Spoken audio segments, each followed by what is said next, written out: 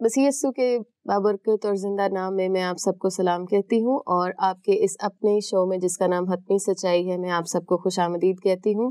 اور میرے ساتھ یہاں موجود ہیں پاسٹر شفیق کنول، ان کو بھی میں آج کے شو میں ویلکم کرتی ہوں۔ اور آج ہم جس ٹاپک پر بات کریں گے وہ ایک بہت ہی اہم ٹاپک ہے جو ہماری روزمرہ کی زندگی میں ہمارے ساتھ، ہمارے ہر ایک فعل میں، ہمارے ہر ایک کام میں ہمارے ساتھ ساتھ چلتا ہے، اور وہ بات ہم کر رہے ہیں ایمان کی اور عقیدت کی۔ یہ دو باتیں ایسی ہیں جو ہماری ہر ایک چیز میں، ہم جو بھی کوئی کام کرتے ہیں اس میں ان دونوں چیزوں کا بہت عمل دخل ہوتا ہے۔ تو میرا پہلا سوال آج پاسٹر صاحب سے جو ہے وہ اسی تعلق سے ہے کہ بہت سارے لوگ، یہ سوال ہمارے مسلمان بھائیوں کی طرف سے آیا ہے کہ ہم عیسائی لوگ جو ہیں وہ اپنے مذہبی عقائد میں اور متضاد بائبلی بیانات پر، متضاد تاریخ پر، کلچر پر، آرکیولوجی کی کسوٹی پر ہم نہیں پرکھتے، اور اگر کوئی یہ نقص ہم پر ظاہر کرے یا اس کو بے نقاب کرنے کی کوشش کرے تو بجائے اس کے کہ ہم سچائی کی روح سے اور توبہ کی روح سے رجوع کریں، عیسائی لوگ جو ہیں وہ ٹس سے مس نہیں ہوتے اپنی بات سے اور وہ اڑے رہتے ہیں۔ آپ کیا کہتے ہیں اس کے بارے میں؟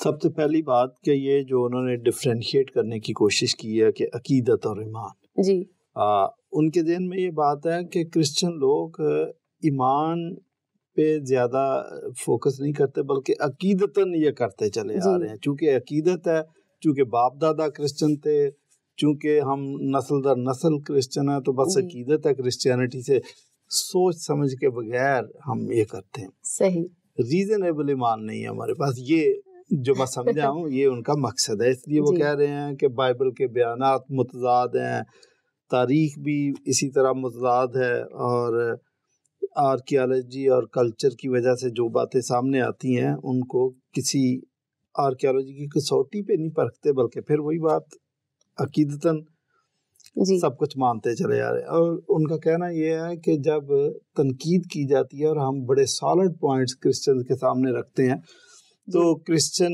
ان کو خاطر میں نہیں لاتے، بلکہ وہی اپنی عقیدت کو بروئے کار لاتے ہوئے بس کرسچن مانتے چلے جاتے ہیں۔ تو یہ ان کا اعتراض ہے۔ یہ میں نے اس لیے وضاحت کر دیا کہ ناظرین کو بھی سمجھ آ جائے کہ سوال کیا تھا۔ پہلی بات ہے کہ عقیدت اور ایمان میں سب مذاہب یکساں، ہم پہ تنقید کر دی ہے۔ میں کہتا ہوں کہ مسلمان بھی عقیدتاً نہیں چلے جا رہے۔ مثلا میں ان سے یہ سوال پوچھ لوں کہ یہ جو حجر اسود ہے، کالا پتھر جس کے گرد آپ 7 چکر لگاتے ہیں، اس میں سے کون سی ایمان کی شعائیں نکلتی ہیں جو آپ کو سیراب کر دیتی ہیں؟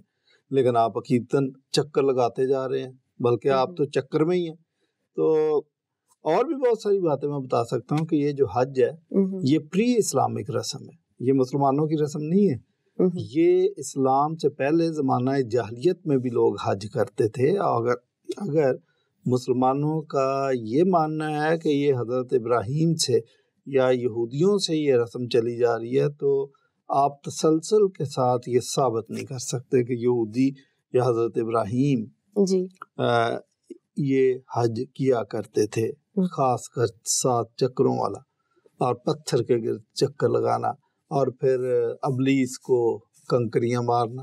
اب میں یہ بھی پوچھ لوں آپ سے کہ آپ ابلیس کو پتھر مارتے ہیں تو وہ اتنا شریف ہے، ایک تو ابلیس ہے، آپ خود مانتے ہیں کہ وہ ابلیس ہے، اور وہ اتنا شریف ہے کہ بیٹھا ہوا مارو پتھر۔ یہ بات بھی ہماری سمجھ میں نہیں آتی کہ یہ اچھا پھر آپ عقیدتاً مانتے چلے جا رہے ہیں۔ کبھی آپ نے تو اس کو ایمان کی کسوٹی پہ پرکھا نہیں، سائنس کی کسوٹی پہ پرکھا نہیں، کلچر کی حقائق کی کسوٹی پہ نہیں پرکھا، آرکیالوجی کی کسوٹی پہ آپ نے نہیں پرکھا، آپ نے ہم پہ اعتراض داغ دیے۔ اچھا، تو یہ میں کہہ رہا تھا کہ جہاں تک عقیدت اور ایمان کی بات ہے تو سارے مذاہب یکساں۔ میں اس سے انکار بھی نہیں کرتا کہ کرسچنز کے پاس عقیدت نہیں ہے، ہم بھی بڑی باتیں عقیدتاً مانتے چلے جا رہے ہیں، لیکن جہاں تک کرسچن فیتھ کی بات ہے اس کو ہم نے ٹھوک بجا کے دیکھا، اور میرا دعویٰ یہ ہے کہ most reasonable faith on the earth is Christian faith. صحیح۔ تو یہ نہیں ہے کہ ہم نے اس کو دیکھا نہیں، ہم نے دیکھا، اور ہزاروں لاکھوں کی تعداد میں کتابیں لکھی گئی ہیں اس پہ، یونیورسٹیز بنی ہوئی ہیں، سیمنریز بنی ہیں، دیکھ ہی رہے ہیں نا۔ جی اچھا، اور بات بتاؤں کہ آپ کا کہنا یہ ہے کہ بائبل پر ہم تنقید کرتے ہیں تو بڑے سالڈ پوائنٹ آپ کے سامنے رکھ دیتے ہیں تو آپ کا تو ایمان متزلزل ہو جانا چاہیے. میں اس کے برعکس بات بتاؤں گا کہ جتنی زیادہ تنقید بائبل مقدس پہ ہوئی ہے اتنی ہی زیادہ یہ نکھر کے سامنے آئی ہے. تو یہ بھی آپ کی خوش فہمی ہو سکتی ہے. ہمارے ایمان پر درست تنقید نہیں ہے آپ کی. میں تو کہتا ہوں کہ کریں تنقید اور بار بار تنقید کریں, ہمارا ایمان اور زیادہ مضبوط ہوگا, کیونکہ وہ تنقید بعد میں پاش ہو جاتی ہے جب ہم اس کا انالیسس کرتے ہیں. صحیح. آرکیالوجی کی آپ نے بات کی, میں شکر گزار ہوں کہ پہلی دفعہ کسی مسلمان کے منہ سے آرکیالوجی کا لفظ نکلا, اچھی بات ہے. لیکن ساتھ ہی میرا یہ مشورہ کہ جس آرکیالوجی کا آپ ہمیں مشورہ دے رہے ہیں کہ اس سے استفادہ ہونا چاہیے, تو مسلمانوں کو بھی اس سے استفادہ کرنا چاہیے. میں نے کئی ڈبیٹس کے اندر ان سے آرکیالوجی کے حوالے سے کوئی ثبوت مانگے, اس کا کوئی جواب نہیں تھا. تو اب آرکیالوجی کی ایک میں مثال دے دیتا ہوں آپ کو. بائبل مقدس میں جو ہتی تہذیب کا ذکر ہے, ایک لبرل سکالر جولیس ولہاؤزن, اس نے یہ اعتراض کر دیا کہ ہتی تہذیب کا کہیں اصل میں وجود نہیں تھا تاریخی طور پر. یہ حضرت موسیٰ کی ذہنی اختراع, اس کی بنائی ہوئی کہانی ہے. اور میں آپ کو سچ بتاؤں کہ جس وقت جولیس ولہاؤزن نے یہ اعتراض کیا تھا, اس نے اور بھی بڑے اعتراض کیے تھے, بڑی بونگیاں ماری ہوئی ہیں اس نے. بہرحال یہ جو ہتی تہذیب کا اس نے ذکر کیا, جی ہتی تہذیب کا ذکر نہیں تھا. تو جب اس نے اعتراض کیا تو اس وقت ہمارے پاس کوئی اس کا مناسب جواب نہیں تھا. لیکن آنے والے وقت میں ہتی تہذیب کے ترکی میں ایک شہر تھا, وہاں سے آثار قدیمہ والوں نے پورے آثار نکال لیے. اور اس میں جو مزے کی چیز سب سے تھی وہ تھی کہ ایک ٹیبلٹ مٹی کی بنا کے اس پہ لکھ کے تو اس کو پکا لیتے تھے آگ میں. لوہے, لوہ کہہ سکتے ہیں آپ. اچھا, تو وہ جو تھی اس پر جو قوانین لکھے تھے وہ ہتیوں کے قوانین, ہتیوں کے سارے آثار, ان کا کلچر بھی دریافت ہو گیا. خاص بات آپ کو بتاؤں کہ وہاں یہ بھی تھا کہ جب آپ زمین خریدتے ہیں تو اس میں اگر درخت ہیں تو آپ ان کا بھی ذکر کریں گے کہ میں نے یہ درخت بھی ساتھ خریدے. اچھا, جو کچھ بھی اس زمین پر ہے. جی, وجہ یہ تھی کہ پرانے زمانے میں لوگ زمین بیچ دیتے تھے, جب آم کے پھل کا موسم آیا تو پھل لینے آ جاتے, جی ہم نے درخت نہیں بیچے تھے, درخت تو ہمارے ہی ہیں. صحیح. تو آپ کو پیدائش کی کتاب میں یہ ہتیوں سے جب حضرت ابراہیم نے کھیت خریدا تو اس نے ساتھ یہ لکھا کہ میں نے یہ درخت بھی ساتھ خریدے. اچھا, یہ قانون وہیں سے برٹش لا کے اندر آیا, اور ہمارے برٹش حکومت تھی, یہ ہمارے لا کے اندر بھی یہ شامل ہے. ہم بھی جب کوئی پلاٹ کوئی جگہ خریدتے ہیں تو لکھتے ہیں کہ یہ ساتھ ملبہ بھی خریدا, یہ ساتھ درخت بھی ہے. اچھا, یہ سب کچھ. تو میں کہہ رہا تھا کہ ہتی تہذیب کے جو قوانین ہمیں مل گئے, یہ اس بات کا ثبوت تھا کہ واقعی ہتی تہذیب دنیا میں ایگزسٹ کرتی تھی. یہ صرف من گھڑت نہیں تھا کہ موسیٰ کی ذہنی اختراع نہیں تھی. تو یہ تو آرکیالوجی کی ایک مثال ہے. میرے ساتھ آپ الگ سے پروگرام کر لیں, یا میں تو پھر میری عادت ہے کہ میں ان کو ڈبیٹ کا بھی چیلنج کر دیتا ہوں کہ آرکیالوجی کے موضوع پہ, سائنس کے موضوع پہ ڈبیٹ کر لیں کہ کیا انہوں نے کرسچینٹی اور اسلام پہ کیا اثرات چھوڑے ہیں, کیا چیزیں واضح ہو کر ہمارے سامنے یا نہیں کرتے. تو سائنس کے متعلق بھی میں کئی دفعہ کہہ چکا ہوں دوستوں کو, کیا ہے سائنس کے تناظر میں دیکھیں کہ اسلام اور مسیحیت کیا رنگ لاتی ہے, کیا اثرات ہیں, نہیں کرتے. ایک اور مثال میں آپ کو دوں, یہ جو پٹیاں ہمیں پڑھانے کی کوشش کرتے ہیں یا سورج کو چراغ دکھانے کی کوشش کرتے ہیں نا, تو یہ واپس ان کے منہ پر پڑتی ہے. میں ایک اور بات بتاؤں آپ کو, گیلیلیو نے جب پہلی دفعہ کہا کہ زمین گول ہے اور یہ سورج کے گرد گھوم رہی ہے, تو اس وقت کے مذہبی اکابرین کو یہ بات ہضم نہیں ہوئی.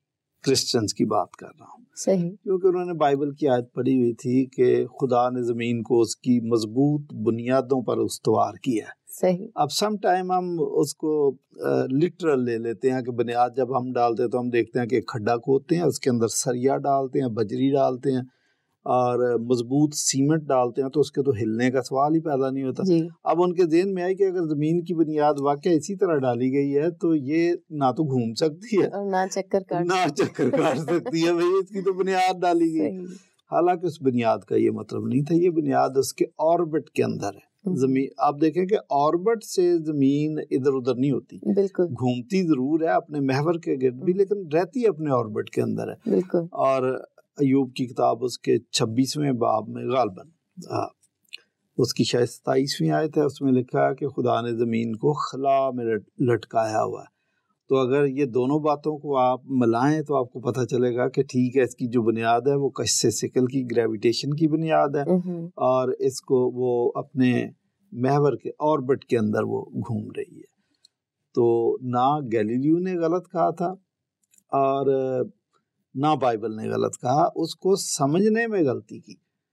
بائبل کے متعلق ایک بات اور میں بتاتا چلوں کہ بڑی دفعہ تنقید کرنے والوں نے اپنے وقت اور اپنے موجودہ حالات کے مطابق اس کو پڑھا اور سوچا اور غلط سوچ لیا, لیکن آنے والے وقت نے جب علم اور زیادہ بڑھا تو ثابت کر دیا کہ بائبل کی بات ہی درست تھی, انسانی سوچ غلط تھی.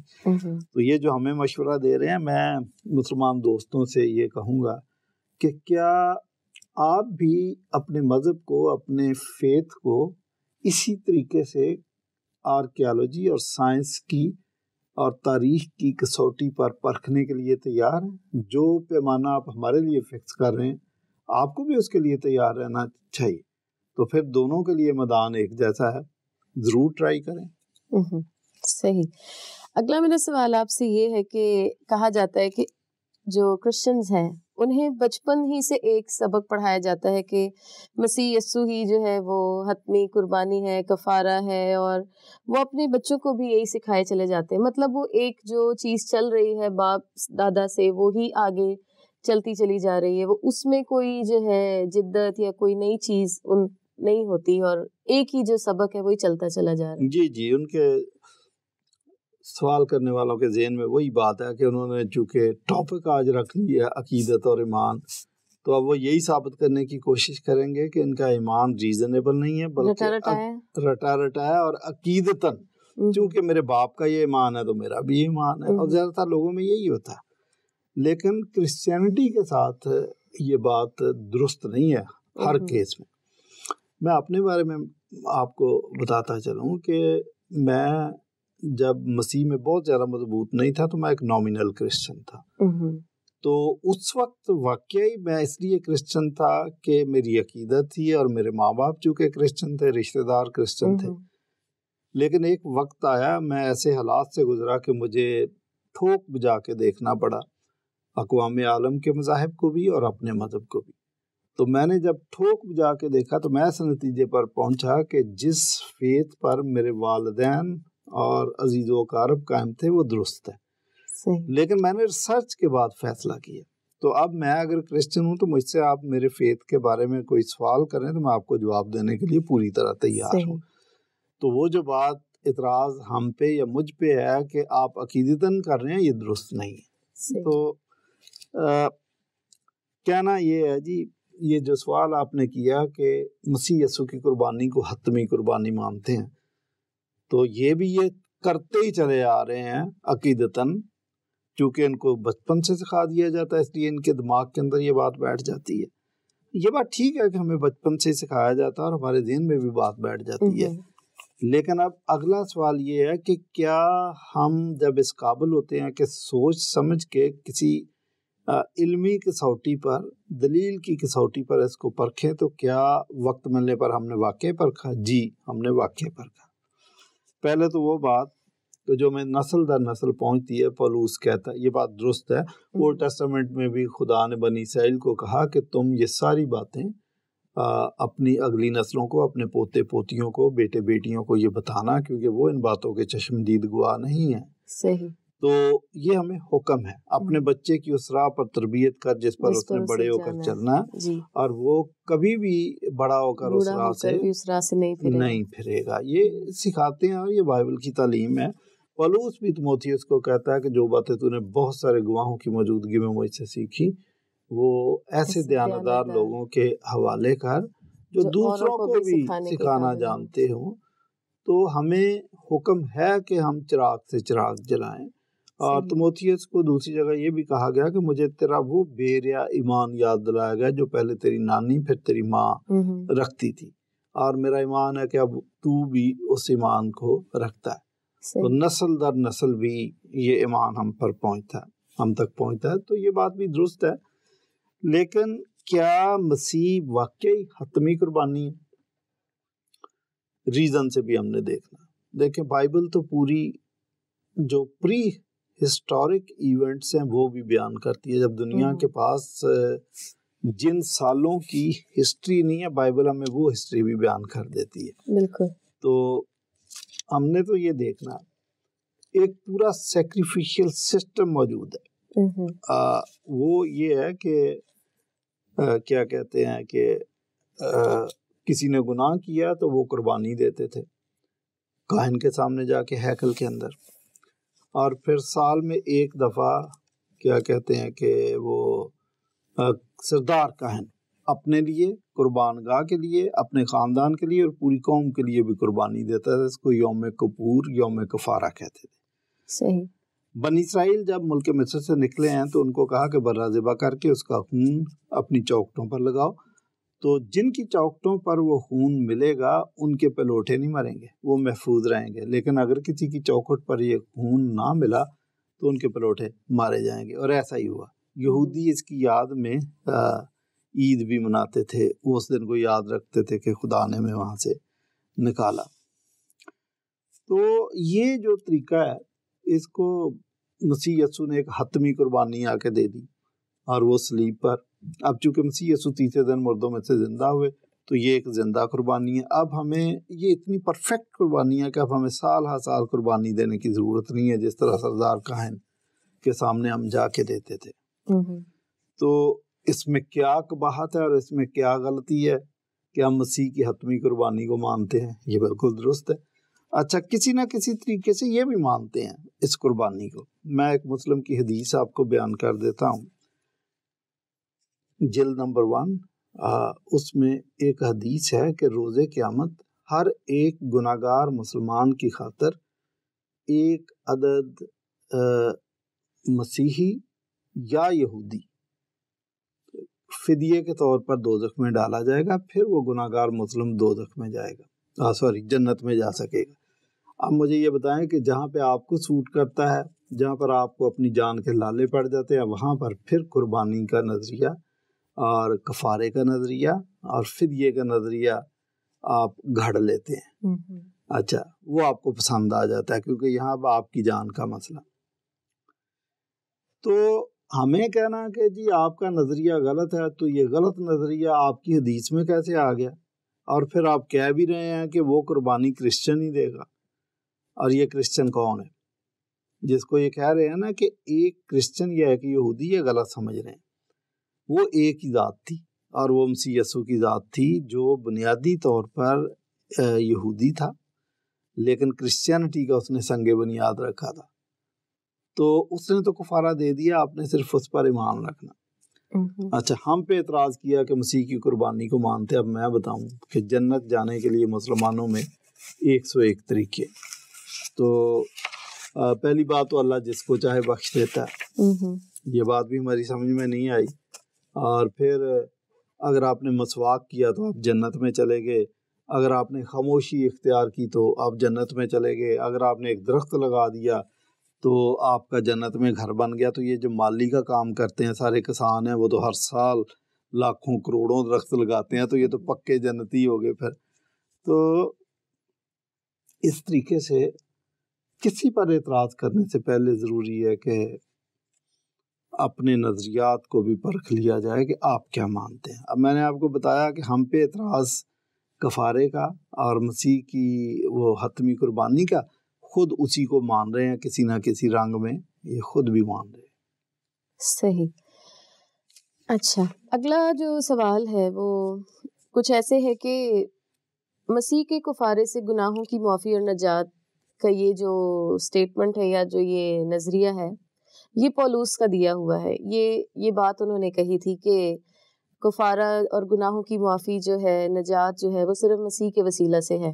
اور پولوس رسول کی زندگی سے ہمیں یہ مثال کہاں ملتی ہے؟ ٹھیک، آپ کا کہنا یہ ہے کہ پولوس مسیح کے کفارے سے گناہوں کی معافی اور نجات کی بات تو کرتے ہیں، لیکن خود اپنی زندگی میں اس کی کوئی مثال نہیں ملتی. یہ بھی الزام ہے، یا کسی چیز کو مس انڈرسٹینڈ کیا ہوگا انہوں نے. بالکل پولوس دیکھیں، وہ تو خود ایک کٹر یہودی تھا اور سول تھا، لیکن اس نے نجات اور کفارے کو سمجھا، اپنی زندگی پر امپلیمنٹ کیا، اور مسیح کے کفارے اور گناہوں سے معافی اور نجات کے بعد اس کی زندگی بدل گئی. اس لیے یہ پولوس سول سے پولوس بن گیا. تو وہ تو اس بات کو مانتا تھا کہ نجات اعمال کے وسیلے سے نہیں بلکہ ایمان کے وسیلے سے ہے، اور مسیحی بھی یہی مانتے ہیں کہ نجات ایمان کے وسیلے سے. تو میں آپ کو یہ بھی بتاتا چلوں کہ فرسٹ بروڈ آف کرسچن جو تھی، وہ یہی مان کر کرسچن ہوئی تھی کہ مسیح خدا ہے، مسیح نے ہماری نجات دی ہے، مسیح نے ہمارا کفارہ دیا. ادروائز یہ تینوں باتیں یہودیوں کے لیے ماننا مشکل ہے. کہ مسیح کو خدا مانے، یہ بھی یہودیوں کے لیے بہت خطرناک بات ہے. لیکن کرسچن وہی ہوئے جنہوں نے اس بات کا اقرار کیا، اور اس کو نجات دہندہ ماننا بھی، کیونکہ وہ تو اولڈ ٹیسٹامنٹ میں یہی پڑھتے آئے کہ یہوہ نجات دہندہ ہے، یہوہ نجات دیتا ہے، میں تمہارا نجات دینے والا ہوں. تو لیکن کوئی ایسی بات تھی کہ وہ کنونس ہو گئے کہ نجات دہندہ مسیح ہے، اس لیے انہوں نے اس کو مانا اور they became Christian. پولوس مسیحیوں کو، کرسچن کو ستانے والا تھا، بلکہ پیش تھا، بلکہ میں کہتا ہوں فور فرنٹ پہ کام کر رہا تھا. لیکن جب اس کی زندگی تبدیل ہوئی ہے، اس نے ان نظریات کو بڑے احسن طریقے سے سمجھا، تو پھر وہ سول سے پولوس بن گیا.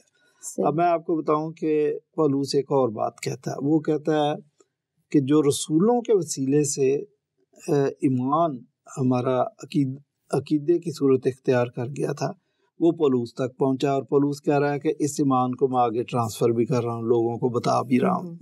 وہ کیا؟ پہلا کرنتھیوں اس کے 15ویں باب کی 3 اور 4 آیت میں لکھا ہے کہ جو بات مجھے پہنچی میں نے سب سے پہلے تم تک پہنچا دی. اور وہ بات کیا تھی؟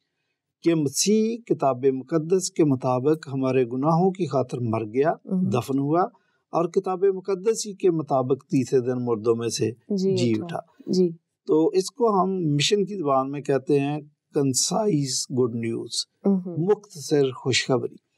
لیکن یہ ایک زپ فائل ہے، اس کو کھولتے جائیں تو آپ کو پوری بائبل کے نظریات، تھیالوجی بیان کرنی پڑے گی. تو یہ پولوس اتنی زبردست بات نٹ شل میں بیان کر رہا ہے، دریا کو کوزے میں بند کر کے آپ کو بتا رہا. تو آپ کہتے ہیں کہ وہ ان نظریات کو مانتا نہیں تھا، یا بیان تو کرتا تھا لیکن اس کی زندگی میں ان کا اثر نہیں تھا. اس کی زندگی میں اثر تھا، اور یہی عقیدہ اس نے بیان کیا. بلکہ اس سے بھی بڑھ کے آگے جا کے کہتا کہ ہمارا بھی فسح، یعنی یسوع مسیح قربان ہوا، سو آؤ ہم عید کریں. تو وہ تو اس کے کفارے کو، اس کی قربانی کو سب کو مان رہا ہے، اس لیے کہہ رہا ہے کہ ایسٹر بھی منائے، عید بھی منائے. صحیح. ایک بات میں آپ سے یہاں پہ پوچھنا چاہوں گی، جو ابھی آپ نے کہی کہ جس نے اس کو مانا، یہودیوں نے یا کرسچنز نے، یا جس نے بھی اس کو مانا، میں چاہوں گی کہ آپ اس بات کو تھوڑا سا واضح کریں کہ کس طور سے مانا. بہت سارے لوگ ہیں جو شاید اس ایمان کو فالو نہیں کرتے، لیکن وہ مانتے ضرور ہیں. تو ماننا کس طرز سے، کس طور سے ہے کہ وہ کفارہ مل جائے؟ گڈ کویسچن آپ نے کی. 2-3 باتیں تھی جو مسیح کو ماننے میں رکاوٹ تھیں. اگر یسوع مسیح یہ کہہ دیتے کہ میں نبی ہوں تو یہودیوں کو کوئی اعتراض نہیں تھا. وہ انتظار میں تھے کہ کسی نے آنا، رسول نے آنا، نبی نے آنا، تو ہم مان لیں گے. صحیح. مسئلہ کہاں پہ ہوا؟ جب یسوع مسیح یہ کہتے تھے کہ میں خدا ہوں، تو یہ بات راستے میں رکاوٹ کے طور پر آ جاتی تھی. جی. تو لیکن آپ یہ دیکھیں کہ یہودیوں کے اندر 2 گروپ بن گئے تھے. ایک گروپ وہ تھا جو نہیں مانتے تھے کہ یہ خدا ہے اور یہ کفارہ دے سکتا ہے، وہ نہیں مانتے تھے، یہ مخالفین تھے. اور ایک گروپ تھا جنہوں نے مانا کہ نہیں، یہی خدا ہے جو زمین پر اتر آیا، مجسم ہو کے آ گیا، اور یہی کفارہ دے سکتا ہے، اور اسی کے کفارے سے ہم بچیں گے، اور اسی کے کفارے سے ہم بچیں. اس لیے انہوں نے جو بائبل کے مصداق کے ہر ایک زبان اقرار کرے کہ مسیح یسوع خداوند ہے. تو انہوں نے اس کو خدا اور خداوند اور نجات دہندہ مانا، تو then they became Christian، یعنی کہ ایمان لے کر آئے، ایمان لے کے آئے۔ صحیح، ماننا یعنی کہ نہ صرف ماننا کہ ہاں ٹھیک ہے، اس کو اپنی زندگی میں ایمان کی حد تک لے جانا، جی جی صحیح، پریکٹیکلی اس کو اپنے آپ پر امپلیمنٹ کرنا، اور انہوں نے کیا، اور پھر وہ اس ایمان پر کھڑے رہے۔ اس کی خاطر انہوں نے موت بھی گوارا کی، سارے دکھ سہے، کوڑے بھی کھائے، ہاں جی، but still they were Christian, اور وہ اس بات کو مانتے رہے۔ صحیح، بہت شکریہ پاسٹر صاحب۔ آج کے اس پروگرام میں جو باتیں ہم نے سیکھی ہیں وہ میرے نزدیک بہت ہی ایمان افروز باتیں ہیں، مجھے بہت اچھا لگا جان کر۔ اور آج کی اس سارے پروگرام کا جو نچوڑ ہمیں ملا ہے وہ یہ ہے کہ ایمان لانے سے پہلے اس کو جانچنا، پرکھنا اور پھر یقین کرنا بہت ضروری ہے۔ مسیحی ہوتے ہوئے یا جس بھی ہم ایمان کو ہم فالو کرتے ہیں، اس کے لیے سب سے ضروری ہے کہ ہم پہلے اس کو جانچیں، پرکھیں اور پھر ہم اس کو فالو کریں۔ پاسٹر صاحب آپ کا بہت شکریہ، اور ہم آپ سے دوبارہ ملیں گے اگلے ہفتے اسی وقت میں ایک نئے موضوع کے ساتھ، آپ کے نئے سوالوں کے ساتھ۔ تب تک کے لیے مجھے اجازت دیجیے، پاسٹر صاحب کو اجازت دیجیے، اور سچ بولیے، سچ سنیے اور سچ کو برداشت کرنے کی جرات رکھیے۔ خدا حافظ۔